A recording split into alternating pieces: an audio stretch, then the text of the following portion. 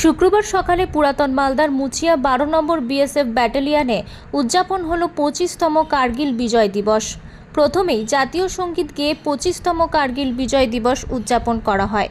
এদিন কার্গিল বিজয় দিবস উদযাপনের আয়োজক ছিল পুরাতন মালদা মুচিয়া অঞ্চলের প্রধান এবং জনপ্রতিনিধিগণ। কার্গিল বিজয় দিবস উদযাপনে সংশ্লিষ্ট ব্যাটালিয়নের বিএসএফ জওয়ানদের সম্বর্ধনা জানানো হয়। 26শে জুলাই ভারতবর্ষে কার্গিল দিবস প্রতিষ্ঠিত হয়েছিল, কারণ 1999 সালে 26শে জুলাই কার্গিল যুদ্ধে ভারতের যে সৈন্যরা তারা জয়লাভ করেছিল। তো সেই দিন কার্গিল দিবস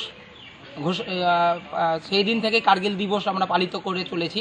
এটা 25তম কার্গিল বিজয় দিবস পালিত হচ্ছে। আমাদের প্রধানমন্ত্রী নরেন্দ্র মোদীজি আমাদেরকে নির্দেশ দিয়েছে যে কার্গিল বিজয় দিবস প্রতিটা মণ্ডলে মণ্ডলে পালন করার জন্য। সেই জন্য আমরা ভারতীয় জনতা পার্টির পক্ষ থেকে আমাদের এখানে যে 12 নম্বর ব্যাটালিয়ন রয়েছে মুচিয়াতে, সেই মুচিয়াতে আমরা বিএসএফদের সাথে কার্গিল বিজয় দিবস পালন করলাম। আমাদের স্থানীয় জনপ্রতিনিধি এবং আমাদের বিজেপির যে সমস্ত কার্যকর্তা রয়েছে তাদেরকে নিয়ে। পাশাপাশি বিগত 25 বছর আগে যেসব বীর জওয়ান শহীদ হয়েছিলেন তাদের প্রতি শ্রদ্ধা জানানো হয়। এদিনের এই কার্গিল বিজয় দিবসে উপস্থিত ছিলেন মুচিয়া অঞ্চলের প্রধান পলি দাস, উপপ্রধান চিত্তরঞ্জন সরকার, এলাকার বিশিষ্ট ব্যক্তি অসিত সরকার, মুচিয়া গ্রাম পঞ্চায়েত কনভেনার প্রবালকান্তি সরকার সহ সংশ্লিষ্ট এলাকার জনপ্রতিনিধিগণ।